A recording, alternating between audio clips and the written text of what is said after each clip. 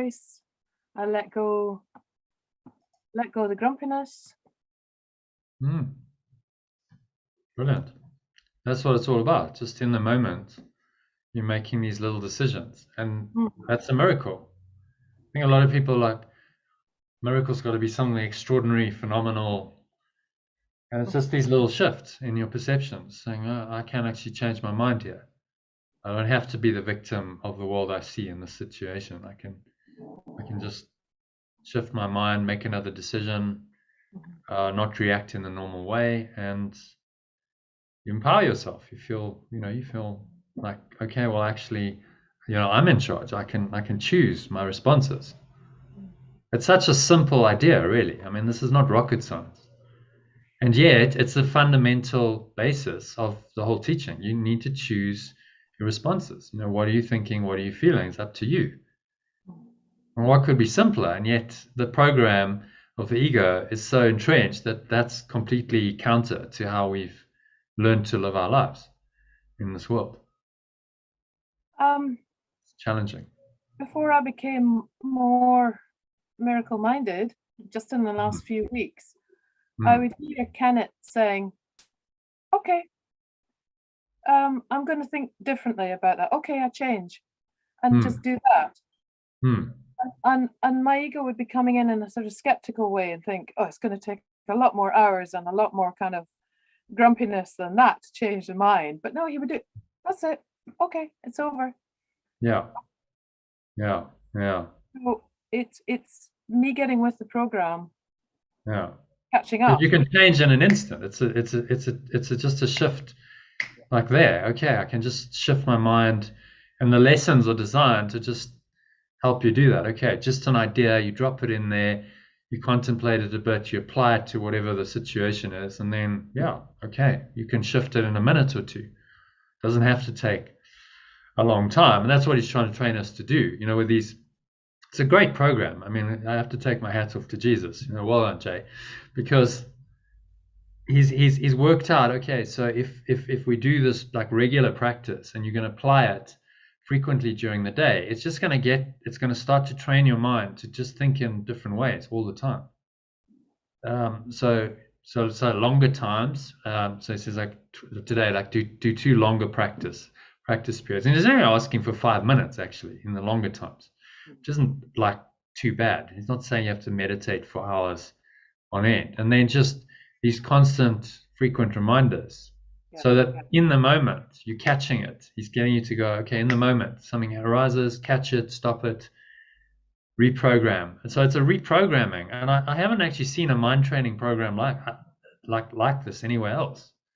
None of the other spiritual teachings really have something like this. That's, okay, it's a daily thing.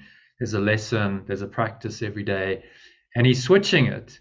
So he's giving you these different ideas. Like today, there is another way of looking at this. It's similar to previous lessons. I'm determined to see. I'm determined to see differently. We've had those, so it's the same message really, but he just changes the wording so that he keeps your mind kind of engaged. There is another way of looking at the world. There is another way of looking. Or I'm determined to see things differently. It's really the same message, but he just switches the language to give you an alternative, so it's like, because he knows our minds are like, well, if it's the same lesson every day, it's going to be boring and we're going to lose interest. So it's like, okay, we'll give you a variation on the theme. And then he repeats the themes, so we've had the themes of I can see differently, we've had the themes of attack thoughts and vengeance, just repeated in different lessons. And then he continues cycling through it in the course. You get later in the course and you have another version of, like, say, the attack one. In my defenses, this my safety lies. Yes. Or when I defend myself, I'm attacked. It's the same thing, but it's just, okay, a different angle on it, different language, talking about it from a slightly different perspective. Sure. So it's amazing. I mean, it's amazing to have a book like this. I don't know another teaching that has all the subtleties and the nuances and has this detailed mind training program. So it's not just theory. You actually apply it in your daily life. It's really a work of genius. Amazing. A resource for the world. It is, yeah. And it's quite appropriate that it's public domain. Yeah. It was initially copyrighted. You know the story, and then they had a fight. Course of Miracles, people had a fight. How's that quite interesting? In the early 2000s, because the Foundation for Inner Peace had the copyright, and they were saying to this guy who called himself the master teacher, who ran a little kind of community cult, really, I suppose. I won't use that word, but it was he was the master teacher, etc. But what he did do, which I take my hat off to him, he said, no, we should be allowed to publish this, because they were publishing little booklets, and the Foundation for Inner Peace said you can't do that. So he took them to court, went to the Supreme Court, and the Supreme Court in the US ruled, no, actually, it was published originally without a copyright notice. How interesting is that for orchestration? Like, why would you publish it without a copyright notice? But they did. So it was part of the design, because I don't think Jesus wanted it to be copyrighted to any particular organization. So we own it now, because it's a gift to the world. So as a result of that, we can now view all of this freely on the internet, and this course is possible. Otherwise, it'd be like copyrighted material. You got to pay rights. I don't know how it would work. I suppose you could sign up as a member, but they might say, well, you can't share it on YouTube because it's only you, Yeah. all this, and then you're just getting into ego nonsense, isn't it? It's just BS. That's not what it's about. Of the ego world, that whole thing. Yeah, exactly. Copyright and who owns the information. No one owns it, really. Yeah. It's available freely to the world, and it's amazing that you can just go online and just get it now. Just read this amazing teaching. You don't even need to buy the book. It's useful. I mean, I think if you're going to really study it, to have a book as well. But with I love technology now, you don't actually need it. But there's something lovely just to hold in my hands. I love it. Yeah, I think you have that generation. It's like, get a book in your hands and get a book in my hands. Get a book in your hand, and you can mark it out and. Yes. Oh God, I've got so many love hearts and exclamation marks and underscorings and myself. Patricia, you met Patricia. I think you'll carry on the program. I was actually called it. So her first book, I kid you not, almost every single line is underlined with highlighter. You just see like the whole page, like pink, blue, red.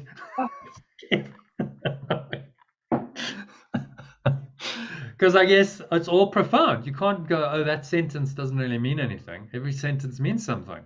It's got meaning and impact. It's quite extraordinary. We're just very blessed, I think. More blessed, maybe even than to be alive 2,000 years ago with Jesus in the flesh.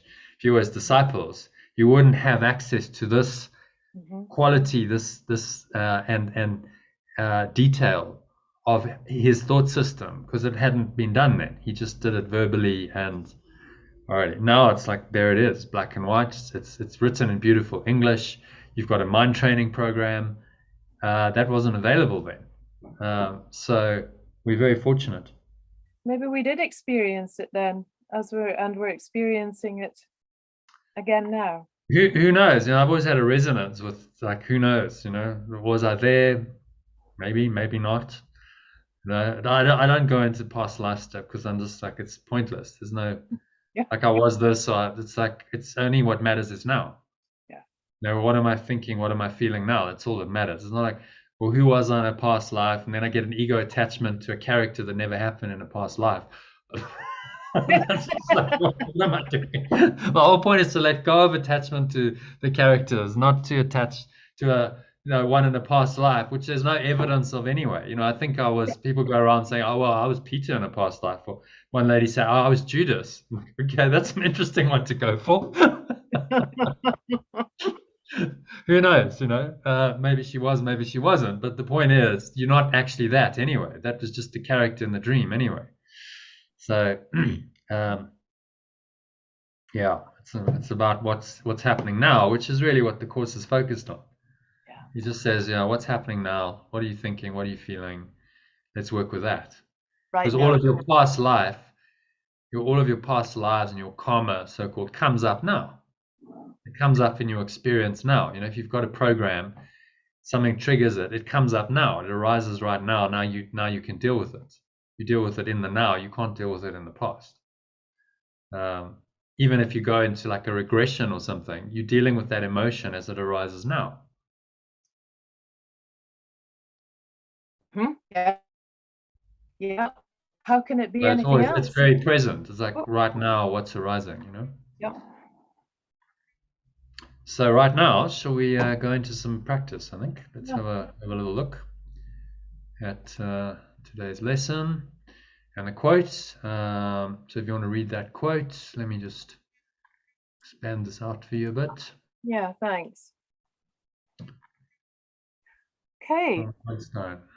Albert Einstein. A human being is a part of the whole called by us universe, a part limited in time and space. He experiences himself, his thoughts and feelings as something separated from the rest, a kind of optical delusion of his consciousness. This delusion is a kind of prison for us, restricting us to our personal desires and to affection for a few persons nearest to us. Our task must be to free ourselves from this prison by widening our circle of compassion to embrace all living creatures and the whole of nature in its beauty. And that could have been said by a spiritual teacher, couldn't it? Yeah. And he was a scientist, but he became much more philosophical in the latter part of his life, because he was looking for the grand unified theory. Do you know his story? Well, I know part of his story. So, the first half of his career, he was amazing, brilliant, just produced extraordinary quality work for about 25 years. Theory of relativity, special theory of relativity. He came up with the idea of photons. That was his theory, photons, or particles of light. Won a Nobel Prize. He should have probably won 2 more, because really, I don't know why he never won a Nobel Prize for the theory of relativity. But for whatever reason he didn't. But amazing scientist. And then he went to Princeton in the sort of late 20s, early 30s. And everyone said, well, he just stopped. He stopped that tremendous outflow of creative ideas. I mean, he was getting older as well. But I think he kind of hit a roadblock. He was like, okay, I'm getting that there's a unity, like there must be a unity behind all of this. And he wanted to try and find the grand unified theory. This was his quest. The grand unified theory within a domain of separation. And you're not going to do that, are you? You're never going to find it. No. Because the whole point is the ego split the mind, and it's fragmented the illusion so much that you're never going to find a unification within the construct of the ego. And so he was looking for it within his domain, which was science, and he couldn't find it. I think it probably frustrated the hell out of him, because it's like there must be there, but he was looking in the wrong place. You're never going to find it in the construct of the ego. You have to go outside of that construct. And he probably started to maybe intuit a little bit of that towards the end of his life. Yeah. Who knows? I don't know the details, and you'd probably have to go into his writings and so on, because he was getting the idea that there is a unity, but he was still trying to find it within the framework of science. And of course, you're never going to do that, because science explains how the separation happened and how this all now works. It doesn't explain why. And the why is really a philosophical question. So as you see, starts becoming more philosophical towards the end of his life. And the scientists don't want to go there. And I remember listening to one quantum physicist, and he gives this whole talk, and then right at the end, he's going, well, actually at time zero, he's talking about the Big Bang, and at time zero, we don't really know what happened before then. And then without a pause, just goes straight on to his next. And I was like, whoa, just stop. Pause there. We don't really know what happened. Okay, wow. So there's a whole unknown domain there. Were you there live with that speaker? No, it was a YouTube. Oh, it was a YouTube thing, right? Yeah, so you can watch it on YouTube. It was at the Royal College in Cambridge, famous, like where Newton would have been, like several hundred years old.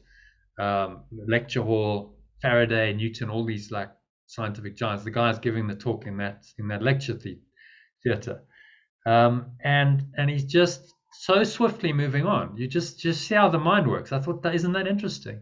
So there's a highly intelligent man, but he's so in his paradigm of, oh no, well actually what we want to do is we want to find a better explanation, and we want to refine this. They've got an equation called the standard model, which kind of explains the universe, but it doesn't quite get the whole picture. It's not a grand unified theory. So we want to get better and better at explaining the illusion, basically. And we're not going to just pause and go, well, actually our science has taken us to the knowledge that there's something that pre-existed time and space, because they've kind of accepted now that there was this big bang explosion. And as Rupert Sheldrake says, well, science is on the premise that there's one free miracle, right? Everything pops into existence from nothing, and then we'll take it from there, and then there's no more miracles. Yes. And he said that in his talk. I don't know if did you watch that? I did watch that. talk? One that was, and that's probably one of the reasons why they banned it, because they didn't like him basically saying, well, there's a huge hole in your entire theory. One free miracle, and then we'll take it from there. After time zero, we now go into the physical laws and how the universe developed, and etc. But you can't really explain how that happened. They have no idea why that happened. Their guess is as good as anyone else's. And then you're going into the why. So why did it happen?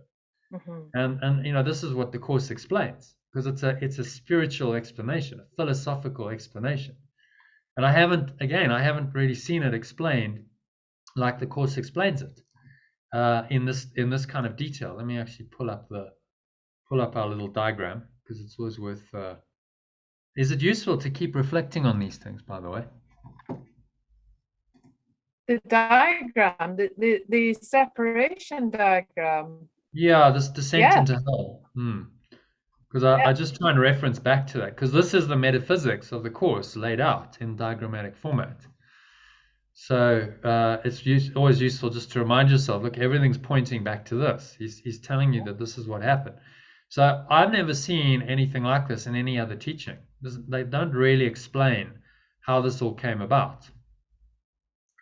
That there's this thought of separation that kicked it all off, and that's the why. The reason why the universe exists is because there was a tiny mad idea of separation that entered the mind, and that idea kicked off a whole process, which has resulted in this, literally us going out of our minds into an illusion of some kind of external world, which the mind has created for specific reasons. And this explains why. Well, if you don't understand why, and you just focused on how, you actually understand nothing, because the how doesn't really, okay, well, yes, the ego's doing this and this and this. We can explain the how, but if you don't understand why it's doing it, I mean, what do you really understand? Very little, nothing. The why is everything. The why is purpose. The why is meaning. The how is like, okay, well, once you accept the why, as Rupert Sheldrake says, one free miracle, and we can't really explain that, then we go into how. It kind of undermines the entire thought system. Like, why would you even focus all that attention on how, when the real question is why? That's the real question, and that's a spiritual, philosophical question. That's not a scientific question. I think the idea of the Big Bang, and apparently they claim that you can still hear the reverberations of the Big Bang, all the particles whizzing around in space. And I find that very useful to think of visually, all of us being these tiny separated particles in the huge, enormous billions of galaxies, forever trying to be grounded and back home. The one tiny mad idea that we couldn't bear, so we exploded that oneness. Yeah, we went out of our minds, another way of saying out of our minds. We became, we still are out of our minds, clearly, because you think you're in a body.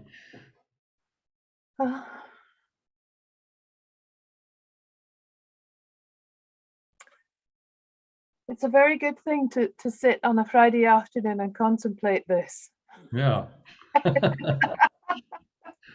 Well, this is the philosopher's pursuit. It's like the pursuit of truth, and above all else. So I think Einstein just hit the point where he was like, it's not really making sense anymore. I'm not able to find the grand unified theory within the construct of the ego.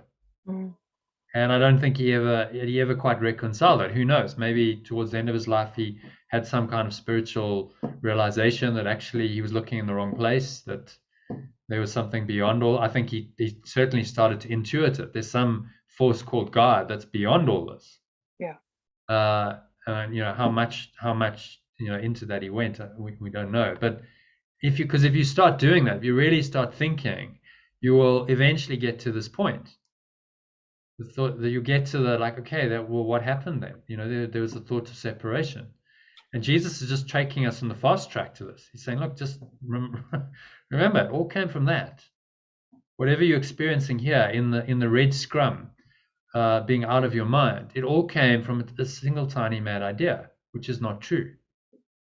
So just keep referencing back, keep remembering that, and you will undo the ego as quickly as you possibly can. Because it's just that one idea that's behind everything that's happening in this world. Everything is all a projection of that one idea. Anything on the level of form is a projection of that one idea. So whether it's the war in Ukraine, the pandemic, vaccines, your neighbor keeping you awake at night with music, it doesn't matter. It's all the same.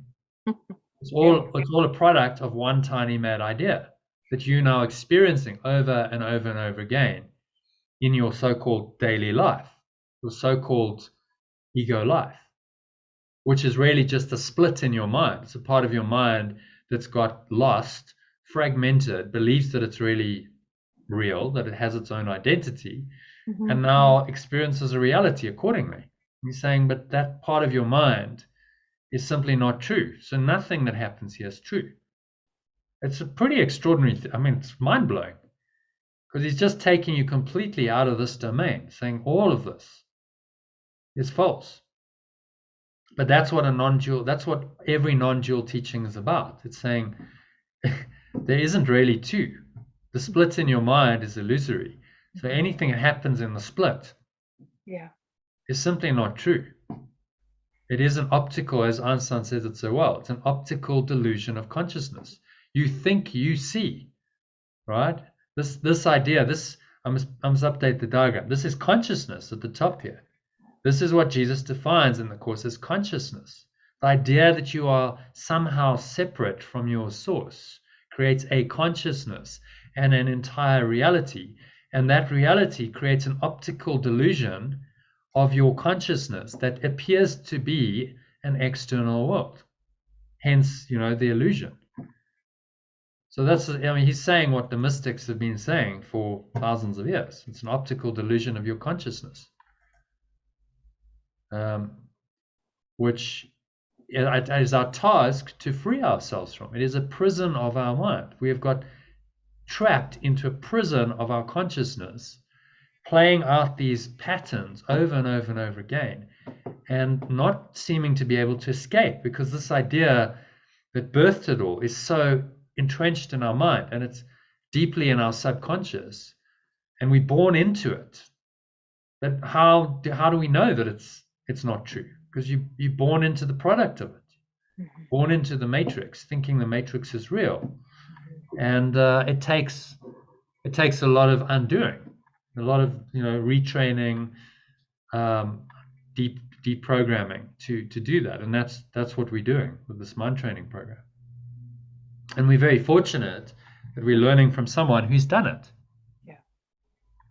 He was the first person, according to him, which we'll believe, to do his part fully. In other words, he was the first person to really get it, to really understand, okay, I see the whole picture so clearly, and I've gone here, I've merged my mind with God or love or oneness, with the ultimate source, and I'm not fooled by the false source. I'm not fooled by this consciousness that masquerades as God, because a lot of a lot of so-called spiritual teachers, they're still fooled. They still are like, oh no, I still think the universe is somehow real. The consciousness or the universal mind that birthed the universe is God, is real. That's, that has some existence. And so people talk about consciousness, or they talk about the universe. It's all still happening within the domain of the ego. And so the ego is quite happy, carry on, because that'll keep you here. You keep believing in the reality of the illusion, however that shows up, fine, it'll accept that. When it really gets nervous is you start going, well, it never really happened at all. Oh wow, that's like, I could see the other day I said that, and it just kind of, you went, whoa.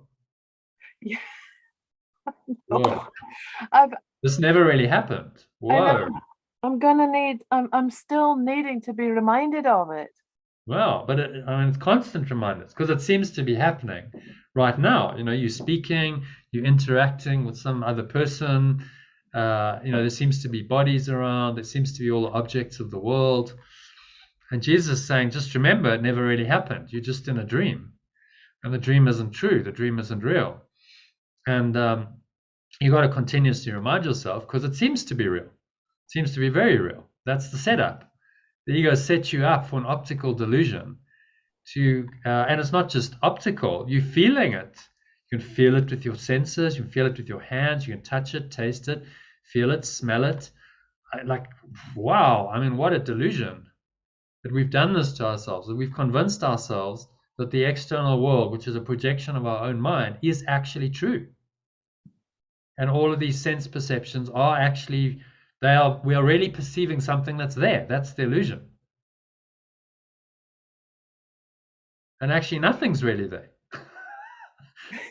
This is what he's telling us. There's nothing really there. So I want to pull that mad idea out of my head. Yeah. And really feel it, really know it. Yeah. And that's this work. Because knowing this theory is one thing, but actually really feeling it very deeply and actually having an experience of this, that which is beyond time and space, then gives you the experiential, okay, like I'm really starting to get this because I'm experiencing it, and it's a deep knowing. Well, and that's the mystic, the mystics, it's experiential, it's your experience, that's all it is. Well, that's why I thought I would give it a really good go this morning. I thought, okay, oneness. I hand over. I'm going to be proactively guided.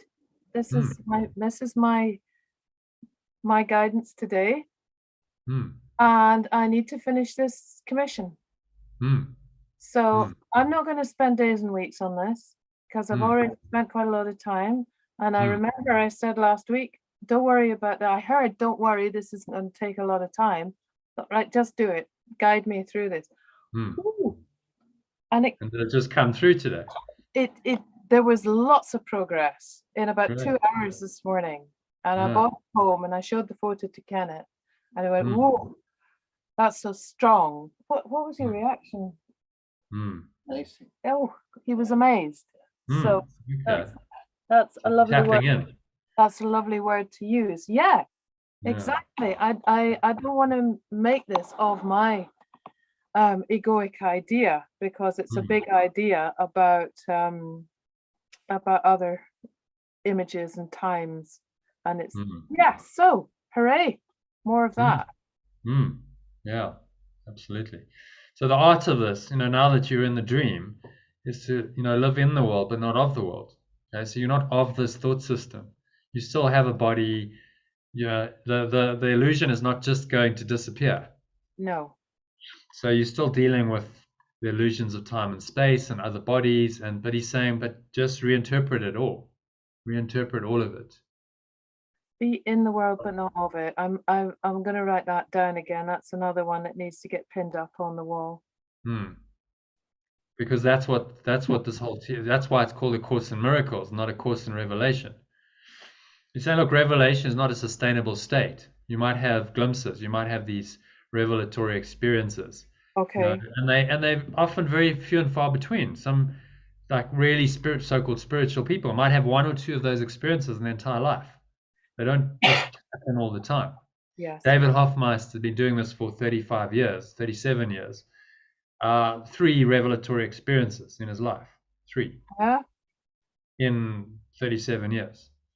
I've been doing it for 15. I've had one little glimpse, like really where I was like, okay, there was just pure formless awareness for that.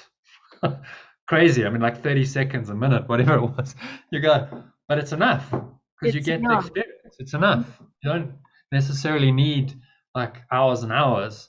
It's just, I went into, I had the experience, and it's a life-changing experience because you never forget it.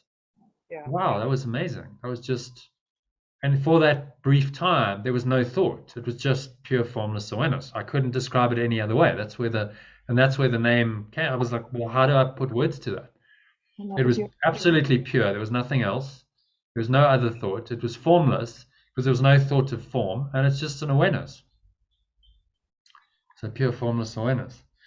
Well, I don't envy Kennet his own personal life journey, but to have experienced that, so glad for you. Yeah, the near death. I mean, amazing. Yeah. That's an amazing experience. There's not many people have had them. No. Into pure formless awareness. Have you read Eben Alexander, A Neurosurgeon's Journey into the Afterlife? I haven't actually, no. Send me a link. Yeah, neurosurgeon from North Carolina. Okay. I mean, all up here with all the scientific brilliance. Did he have a near-death experience then? Oh, did he? And not only that, but came out to write about it, and tours, and he's all over YouTube. Dr. Eben Alexander, amazing. Really incredible. Yeah. So these pointers are there. There's people who have these experiences, and then they come back and they teach us, because the spirit is saying, this isn't all there is. This is the perennial philosophy that's been called. Like every spiritual teaching is saying, this isn't all there is. This reality is not all there is. There's another transcendent reality, transcendent dimension, and actually your task is really to go there, because that's true reality, and this is the fake reality. That's what all the great spiritual teachers and teachings have said, which is a pretty simple message. But to actually do it, to actually unwind yourself from it, is the task. Okay. Because the theory is one thing, but to actually go, okay, it's not just a theory, and it's not just for the likes of the Jesuses and the Buddhas and the Lao Zis. It's my task. I need to do this. I take this on. Okay. I need to do this in this life. And that's the hero's journey. Now, if you sign up to that, then you're like, okay, well, I'm playing for keeps here. I'm really going to do this. Yeah. And it's a huge thing. Sometimes I've gone, whew, this is like, you're playing for keeps. This isn't not just pussyfooting around saying, I'll make more illusions. You're saying I'm going to collapse the whole thing. I'm going for the whole kahuna here. The entire world, universe, separate identity, what I think of as reality is going. It's going bye-bye. As Cypher said to Neo, he said, buckle your seatbelt, Dorothy, because Kansas is going bye-bye. Bye. And that's kind of what true transformation does. It's like, okay, it's going bye-bye. The whole thing is going away. And that isn't the path for the faint-hearted at all. It's like the whole thing's going bye-bye. Whoa, okay. So every single thing I've believed is wrong. Every single thing that you've believed up to this point in life, virtually. You might have had little glimpses of the spirit along the way. Yeah. But by and large, every single thing is wrong. Your ego is just totally wrong about everything. The world, who you think you are, your past, future, how you interpret the world, your value system, your beliefs. Whoa, okay. That doesn't rock you a bit. And do you think we get glimpses of the divine in a dream state? We can do, yeah. Yeah. Often in dreams, it's more ego, because the ego just never goes away. It does eventually, but if you're in the idea of separation, then it plays in your sleeping dreams as well as your waking dreams. And Jesus says, actually, how would you know the difference? Your sleeping and your waking dreams are just different phases, different dimensions of the illusion. How would you actually know if you've awoken, if you're still dreaming? There's like levels and levels of dreaming. But we can get symbols of the Holy Spirit coming in. So you might have a dream, and then, you know, in there's symbolically, like there's a presence that's trying to help you, or there's a healing, or, you know, there's many ways the mind can play that. Yeah. But it can come through in the form of these symbols, and it's not different in our world. You know, there are these symbols of the dream that come in. That are there to help us. So in the hero's journey, you know, there are these helpers and guides and so on. Helpers and guides on the journey. So they're like dream characters coming in to help you. Yeah. A symbol of the Holy Spirit to help you on this journey out of the ego, to get through the challenges and the trials and the temptations, because you need help. We all need help. This is not an easy path. And the ego has all this resistance, and it's going to use the world as the manifestation or projection of that resistance. Well, just reminding my friend nearby that we were never meant to do this life alone. We all need help. She, as from this morning, has called in loving help, allowed it in. No, that's good. Hooray! Yes. Yeah. It's opening up, because that's it. If you open, you know, there's guidance and there's help. Helpers, mentors, guides come along, because there are people who are tapping in, who are connected to the spirit. Yes. And so then it's going to direct them accordingly to come in, and then there's this beautiful interaction of everyone's journeys. You know, so then you interact and you do the at-one-ment process together. So like my journey, your journey, Lucy's journey, it all interacts, and it's, if you allow it, the spirit to, it flows beautifully together, because everyone's journey, we're all going the same place. So then how does this all work out on the level of form? And there's then a harmony and a unity and a flow that starts, you know, starts happening, because it's one, you're going in one direction. You know, it's one, it's really one intention. There's only one Holy Spirit, you know, one awareness of oneness that's guiding it all. So this is the divine intelligence that's actually trying to orchestrate it all into oneness, to bring the entire mind that's separated back to its source, back to oneness. And we're just part of that journey. Everyone's part of that. So the only choice is, do you sign up for it and you say, yes, I'm up for it, I'm going to do this, or no, you know, I'm going to resist this. I'm going to stay in my little known world, in my ego, because this is scary, and it's too scary and too frightening, and I don't want to take it on. And you know, many people do that. They shut down spiritually, and then, well, you know, life will challenge them anyway. But I mean, I know people in my family and stuff, they just shut down. They're probably not going to get it in this life. They've just shut it down and gone, no, we'll just play the game in the ego. Okay. We'll try and figure this out, and we'll try and make this work, which is what most people are doing. And you're never going to do it. And when I came across the course, it's such a relief, really. Yeah, same. It's just like, oh, finally, someone's actually telling it like it is. Yeah. I'm not having to try and figure this out anymore and justify it and find a way to make this work, because I'm just like, I've tried and I just can't. It's like not gelling. I can't make this equation work. And the ego's always trying to say, no, you can. Just try that. Just do that, you know. And finally, someone is actually calling it for what it is and saying, look, it doesn't work, and it's never going to work. I remember massive sense of relief. Yeah, hallelujah. Hallelujah. But I remember sitting there and saying, you mean I'm really not irredeemable? You mean there really is a way out of this? Yeah, there's a way out. Yeah.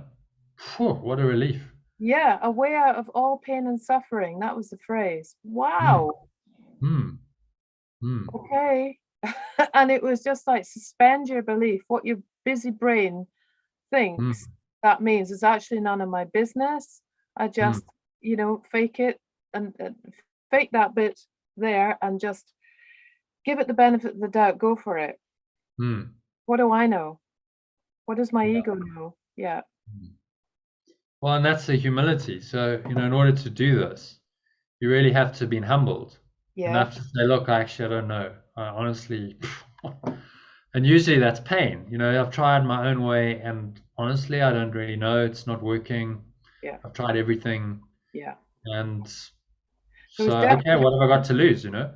There was definitely a feeling of having my back against the wall, just hands up. Okay, I'm in a dead end here. Yeah. Yeah. And that's when the transformation happens. When you so in this victim, limitation, lack, loneliness, it's so oppressive and so dark, and you go, I just can't do this anymore. It's enough. I've got to find another way. That's when the transformation happens. There must be a better way, and I'm open to it, really open to it, not just lip service open. Oh, I want to transform my life because I want to make the illusion better. I'm really looking for another way. And that's the invitation to the spirit to then come in and say, okay, you wanted it, I'll show you another way then. And then we get the helpers and the guides that are really just coming from source, channels for the source to guide us on our journey, because each one of us has our own unique path. This hero's journey is our own unique path out of the dream. How do we escape from it? And we've all got to find, we got ourselves into it. So we got to find our way out of it. And, everyone's got their own versions of it and their own hang-ups and ego stuff. So then there's going to be a unique way that this all unwinds for you.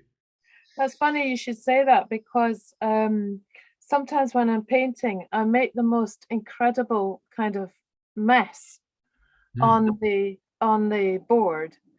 And then there's a pleasure in saying, right, how am I going to find my way out of this? What am where's the light in all this? I really enjoy that.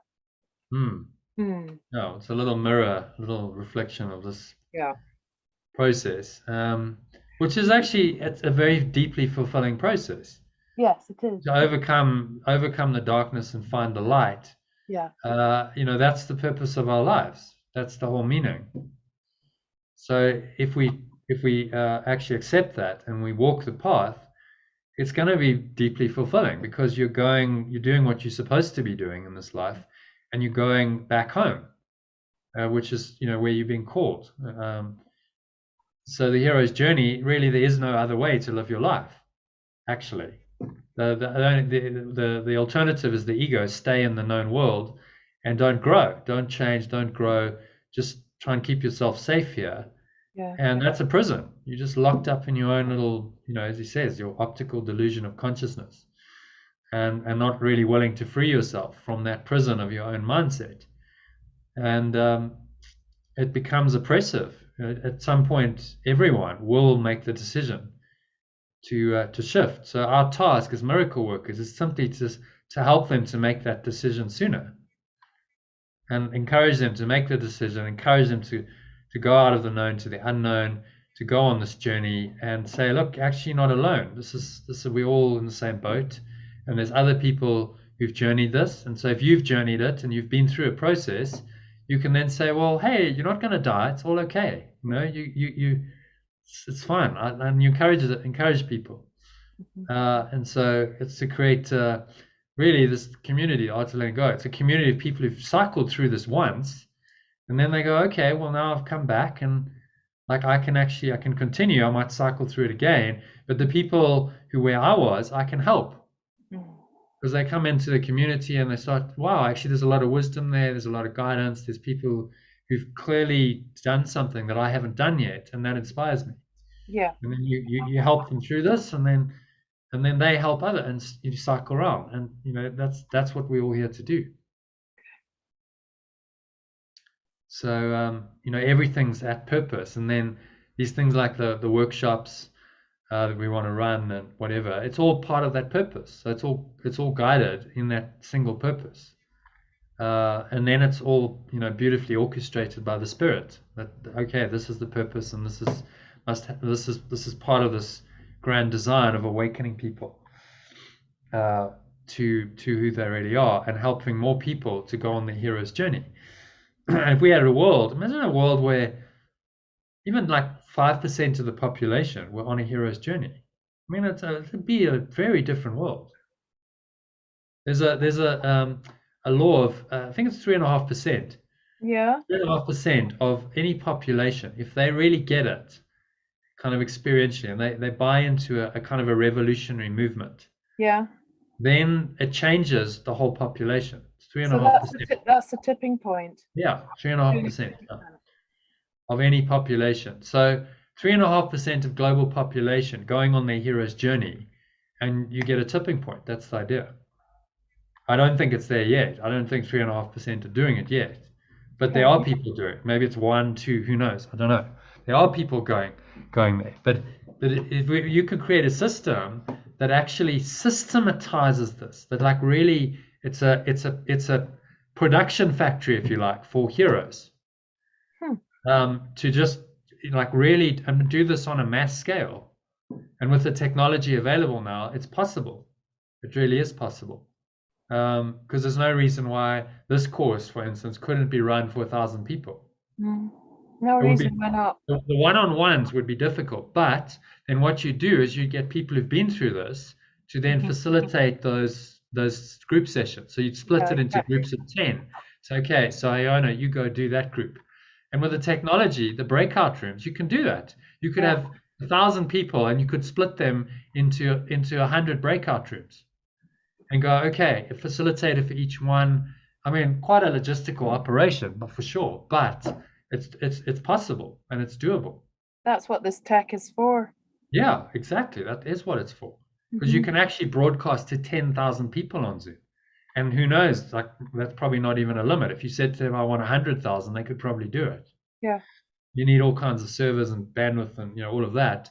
Okay. But it's potentially possible that you can broadcast out, and then on YouTube, if people can't join live, they can join on YouTube. Well, that can go to millions of people. So you've basically got a broadcast studio, which was previously for only the wealthy companies that could afford this. Now you can broadcast out to millions and millions of people very, very cheaply. Doesn't have to cost a lot. So amazing that we're in this time.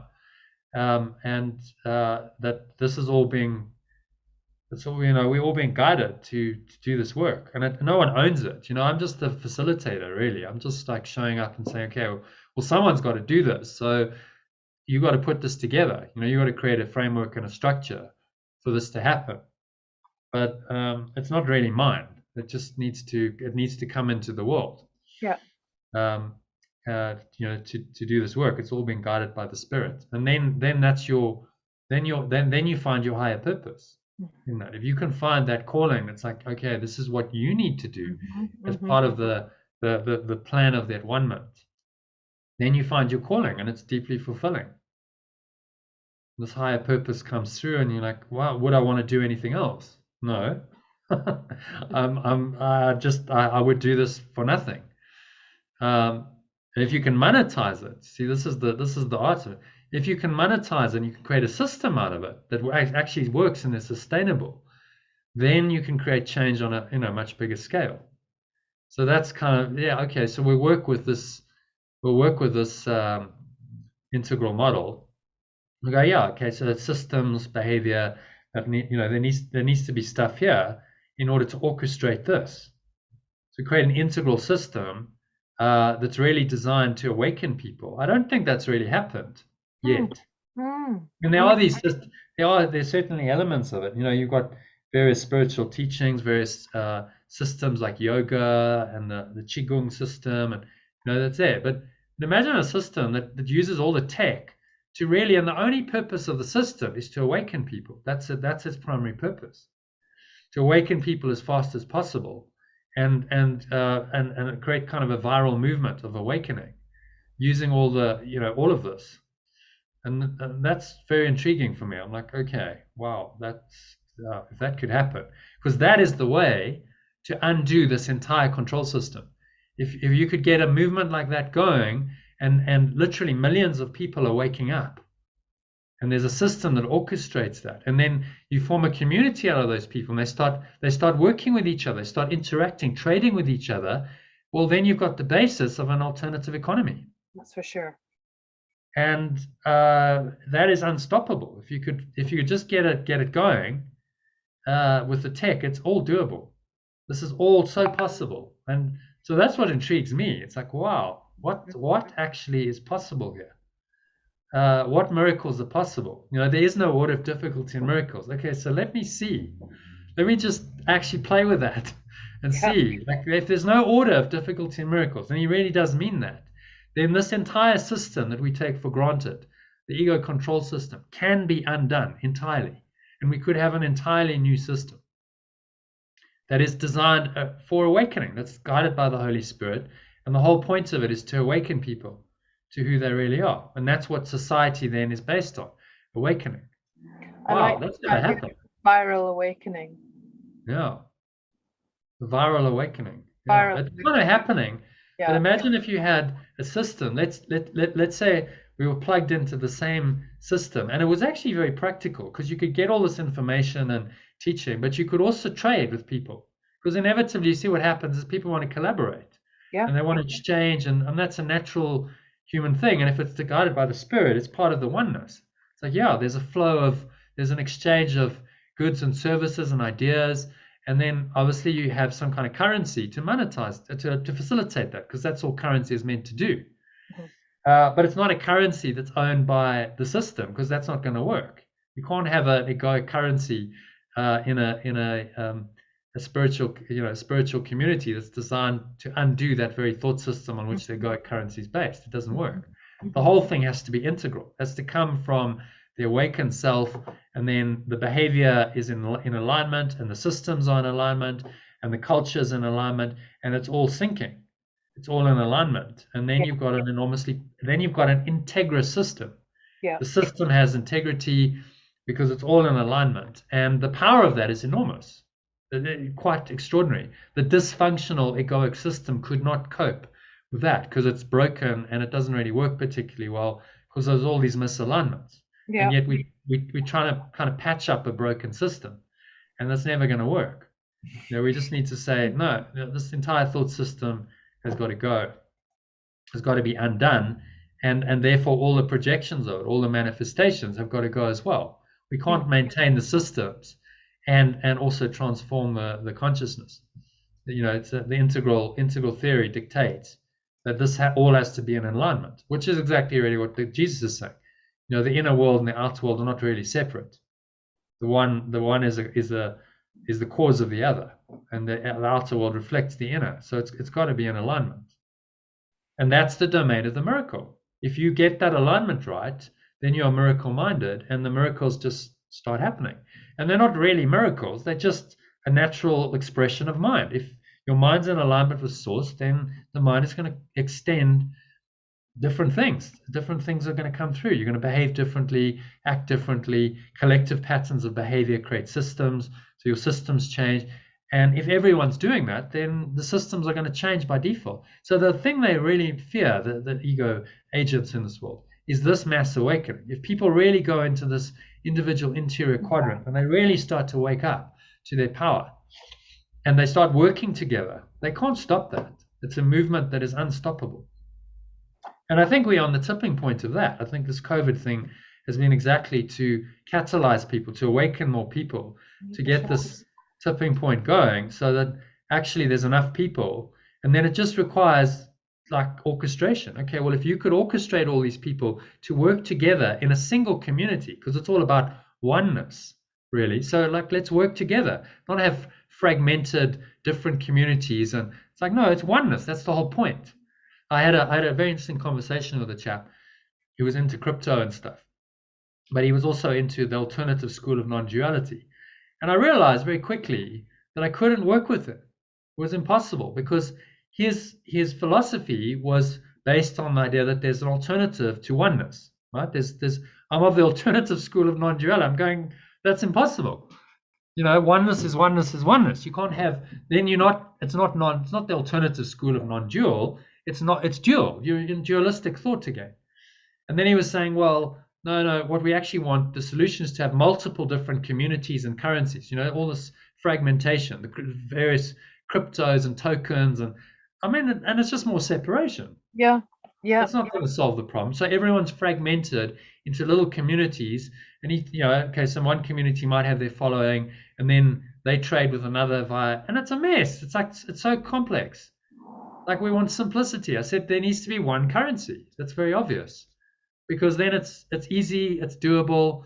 It's like, not, oh, okay, well, I've got my currency, you've got your currency, now we've got to find a way to trade currencies, because that's sort of where the ego's going with it. It's fragmenting into, they're launching new crypto tokens, and I'm going, I don't think that whole idea is not going to work. It's not going to really solve anything. It's more fragmentation and more splitting.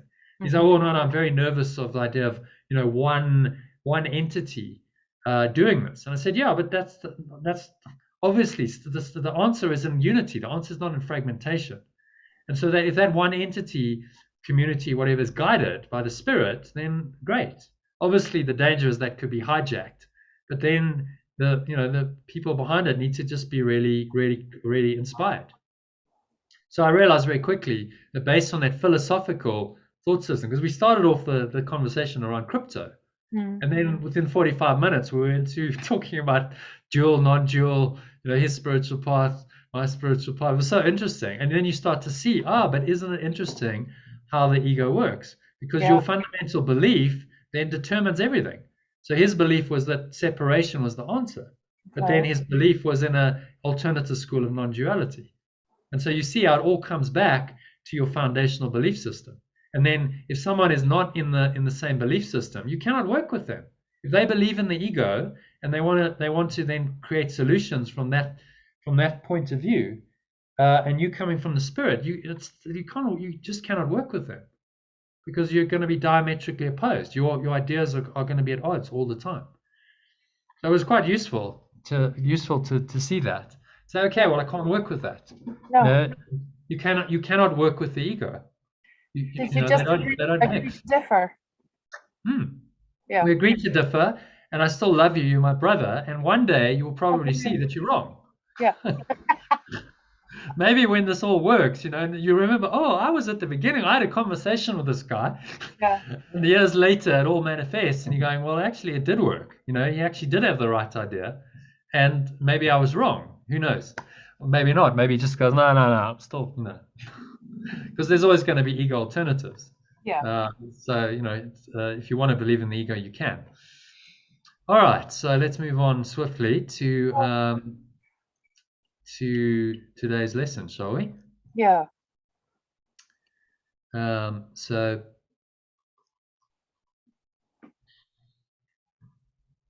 do you want to read the key idea and the first paragraph, please? There is another way of looking at the world. Today's idea is an attempt to recognize that you can shift your perception of the world in both its outer and inner aspects. A full 5 minutes should be devoted to the morning and evening applications. In these practice periods, the idea should be repeated as often as you find comfortable, though unhurried applications are essential. Alternate between surveying your outer and inner perceptions, but without an abrupt sense of shifting. Okay, and then he goes into practice. So we'll go into the practice. But he's emphasizing this outer inner. If you noticed in the last couple of lessons, the outer and the inner world, because he's trying to actually educate us in this idea of the integral model. That there's the inner world, interior world, individual interior, and then there's the exterior world. And actually they're the same, really, because this is a projection of the inner world. Yeah. But to us it seems to be different. It seems to be, okay, well, that's the outer world, and this is the inner world. When I close my eyes and I go within and I withdraw my senses. And he's trying to get us to apply the idea universally to both, because he's saying they're not really separate domains. It's all mind. But you see them as different. So he's working with us where we are in our perceptual state, perceptual delusion, really, of an external world. Saying, okay, well, apply it to what you see outside of you, and apply it to what's inside, and start applying it across the board, because this idea is a universal truth that applies throughout this matrix. And he's trying to train us in that with these simple mind training exercises, so we don't make exceptions and go, oh, well, this is no, this is not applicable here, but it's applicable here. No, it's universal. It's across the board because it's one truth. And so this truth now starts to come, and then we start to become integral. We start to become in integrity to one thought system. So our thoughts, our words, our actions, our behavior, and if we work collectively, the systems and the culture, it's all in alignment. It's all coming from one source. That's what this is directing us to. So as above, so below, or as without, so within. Yeah. So this integral model, Ken Wilber came up with it based on his study of pretty much every spiritual teaching, every philosophy out there, and he put it all together and said, how do I put this into a simple form that's understandable for people? And it is pretty. I mean, it's genius, really. It's so simple. It's just put it into 4 quadrants, and there it is laid out, and it actually makes complete sense to anyone who's at all open. This makes complete sense. So well, how can these really be separate? They can't really be separate because clearly, my behavior comes from my intentions. I don't just behave randomly. It's the thought that directs it first. And yet the ego would have us believe that somehow this is real and this is not real, which is kind of a insane belief. How can you deny that your mind is directing things? The ego wants us to believe at the extreme of it that you're a body and you don't have a mind. Oh, well, I'm just governed by my body, my instinct. Oh, no, just my body made me do it. These kinds of things. It's not true. Then there's an intelligence in your body that's still mind. Even the intelligence that's governing your functions like your heart and organs working and blood pumping and all of that. It's still mind operating. There's still an intelligence behind it. Once the mind leaves the body, guess what? The body dies. Without the mind, the body dies. It just shows us that it all comes down to intentions. It's this domain that's primary. And so Jesus is focusing us always back to here. He's saying, fine, we'll work with your perceptions here. We'll do these perceptual exercises where you're looking at the external world, but it's all designed to change your mind. So now the fundamental change of mind is what changes the world. Seek not to change the world, the outcomes. Seek to change your mind about the world. Yeah. And these mind training exercises just express that, the way that happens. In these very simple little exercises. Jono, I need to take a little break. Okay. Be back in 2 minutes. No problem. Okay. And we'll go into a meditation, shall we?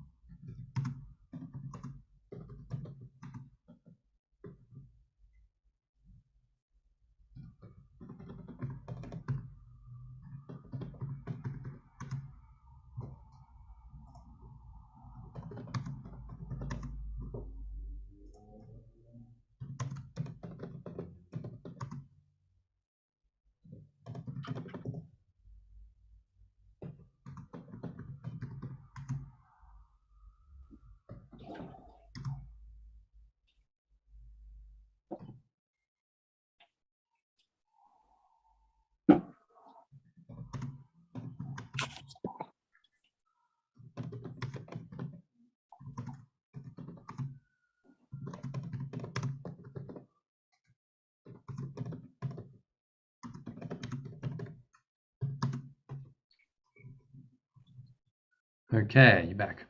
Okay.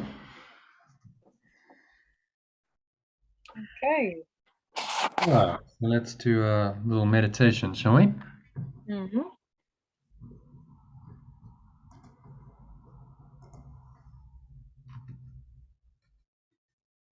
So,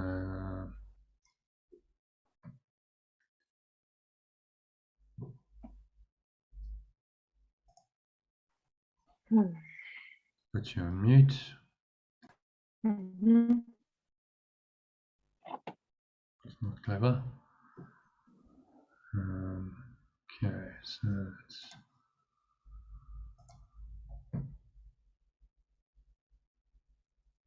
okay, so just making yourself comfortable, sitting with your feet shoulder width apart, back straight, cup your hands in your lap, close your eyes, and start off by taking a nice deep breath in through the nose. So breathing in, noticing how the stomach rises and the chest rises.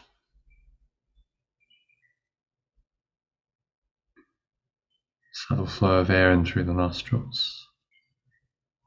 Clenching the sphincter muscle used to contract the flow of urine or squeeze the last drops out. Feel this energy raising up with the breath into your heart center. You can put one hand on your heart, connecting with your heart space, feeling the presence, stillness, just the very essence of love. Breathe in again. Feel this warm wave of energy rising up the spine to the crown of your head.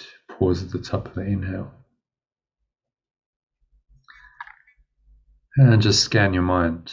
So noticing any thoughts, any emotions, any sensations in the body. Remind yourself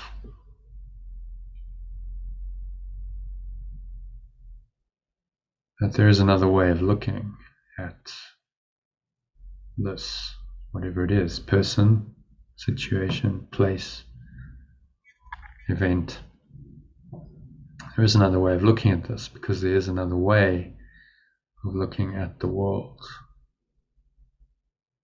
When you exhale out through your mouth and have a sense of just releasing. And what you're letting go of is any mental and emotional attachments to the dream. You're just letting it go.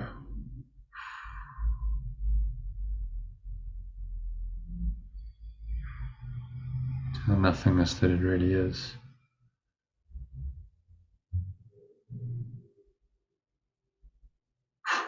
Pull the lower stomach into the spine. Expel the last remaining air out.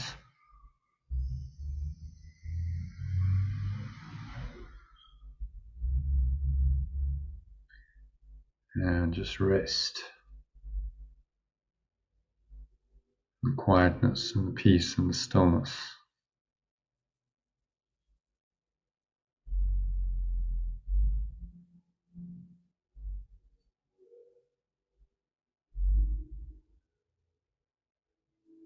Stillness beyond the mind, beyond the world.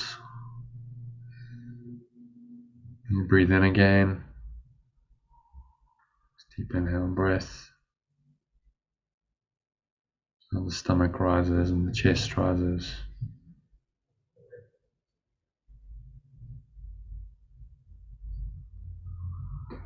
Subtle flow of air in through the nostrils.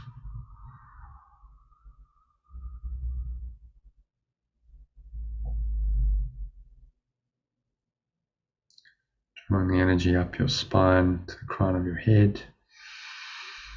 Maximal inhale breath, pause. Once again, scan your mind.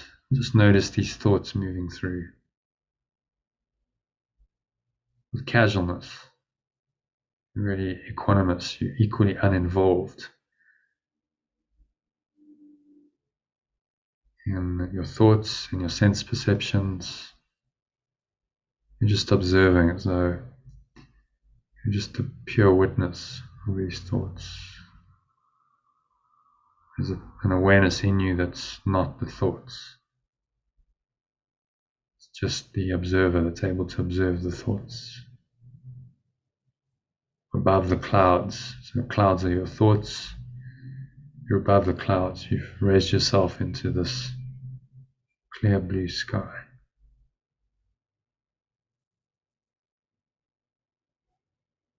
This brilliant light shining through. And the thoughts really are meaningless. You just watch them scudding around the lower reaches of your mind, and you blow them away with the breeze of your breath. They're not solid, they have no true substance.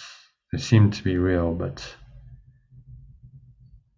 Jesus calls them at some point in the Course misty clouds and vaporous illusions, just disappearing before the power of your presence.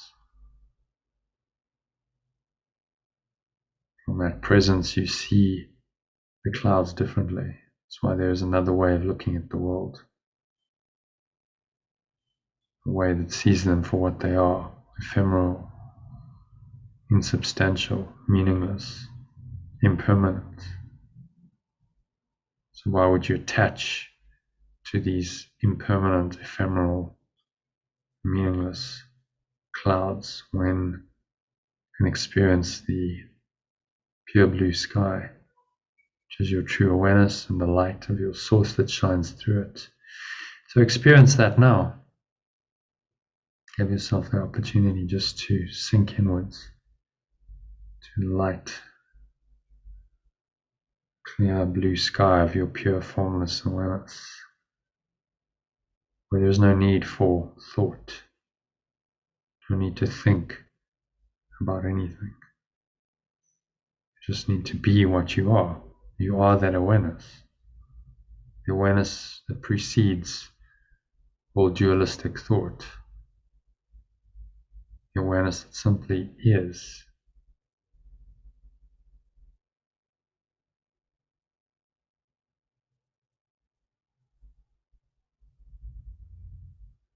So sink into that awareness, the isness of it, the beingness of it.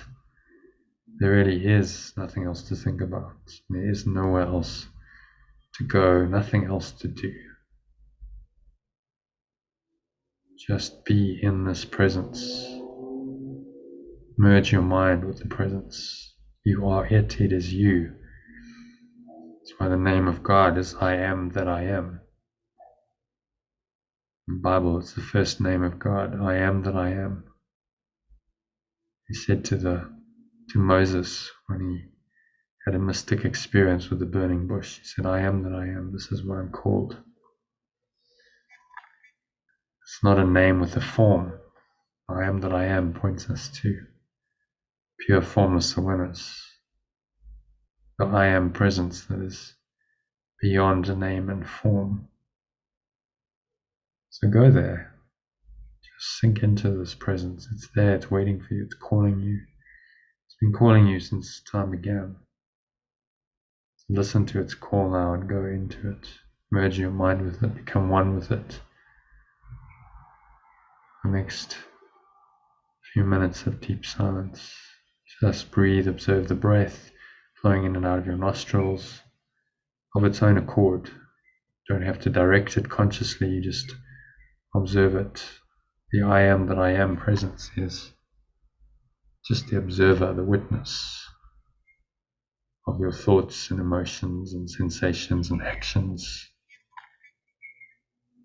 Because it isn't in the world. It's what transcends the world. So let your breath just take you into this deeply connected state for the next few minutes of deep silence. Just watch your breath and be what you are, the I am that I am presence. Say to yourself, I am that I am. And then rest in silence in that presence.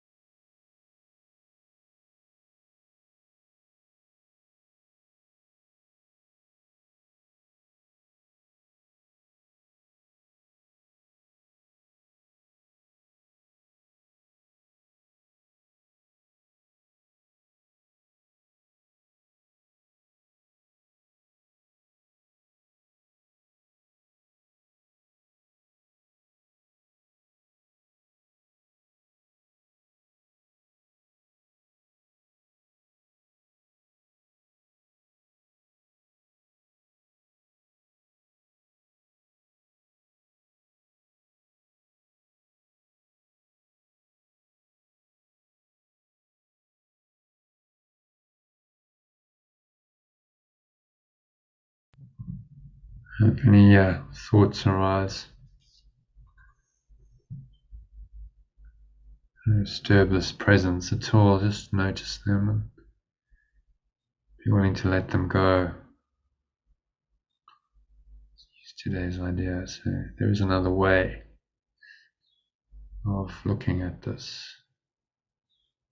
whatever it is, person, situation, object, place, event. There is another way of looking at this. Blow it out. Let it go with the breeze of your breath.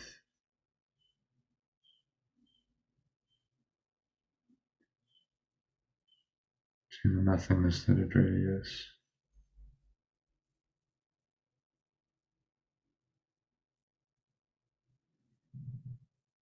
And sink into this awareness of your own true awareness, the clear blue sky and the light of your source shining through it.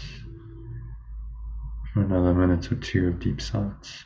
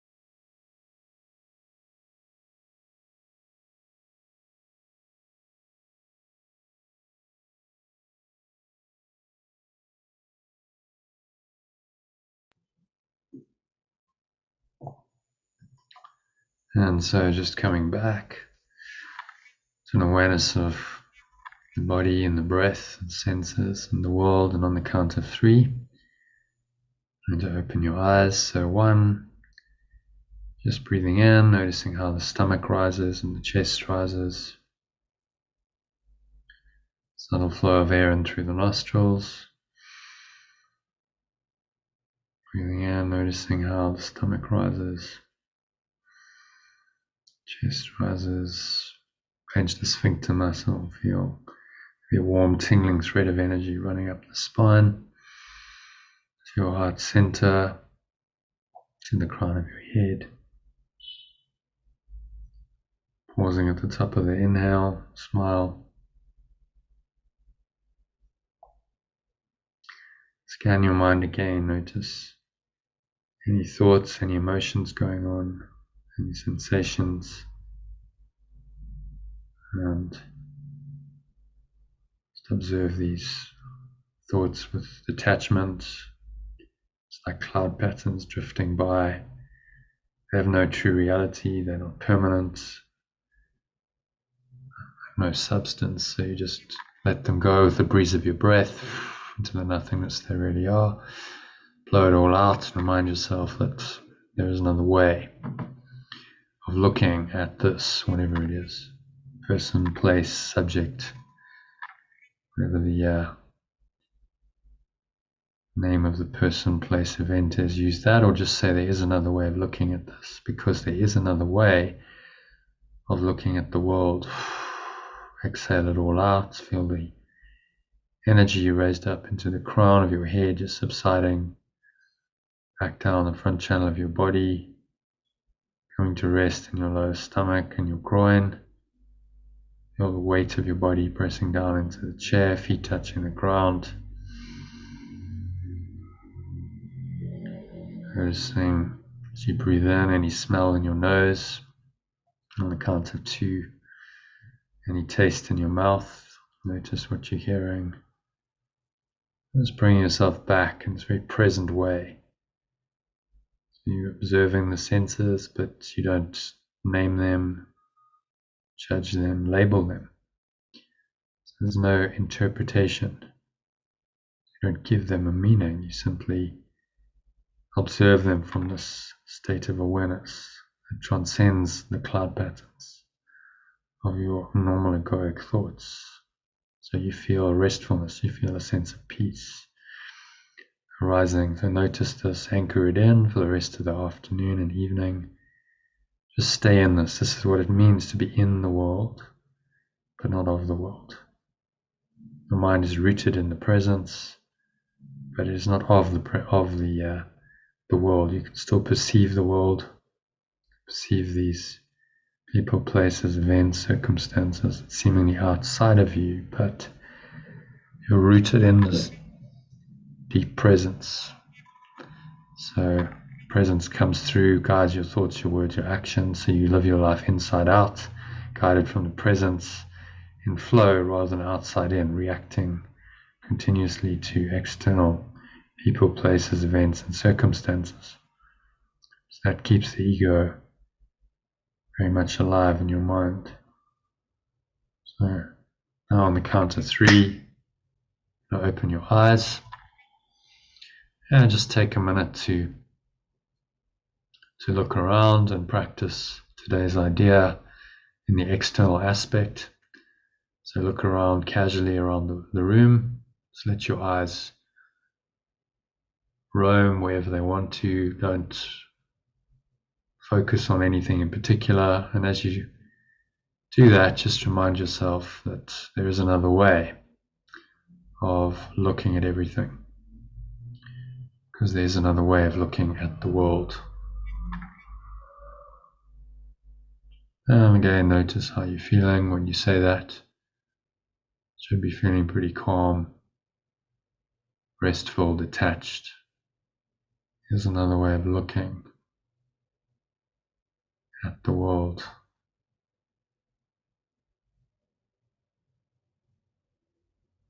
Feel the restfulness in your heart, in your mind. Anchor that state in, carry it with you into your evening.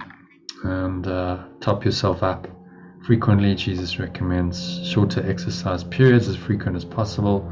So if you can remember, every half an hour, only needs to take a few seconds.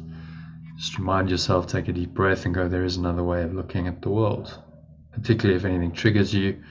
And I've sent you a breath break, 4 minutes to help you with that. If you'd like to use that, you can listen to it.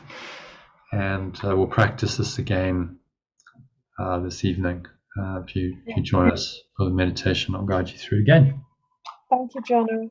Thank you. My pleasure. Okay, thanks, Kennet. Are you going to join us tonight? Oh, yes, yes. Fantastic.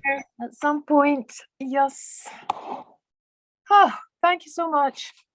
Yeah. Namaste. Namaste. Namaste. See you later. See you later. See you later. Bye for now.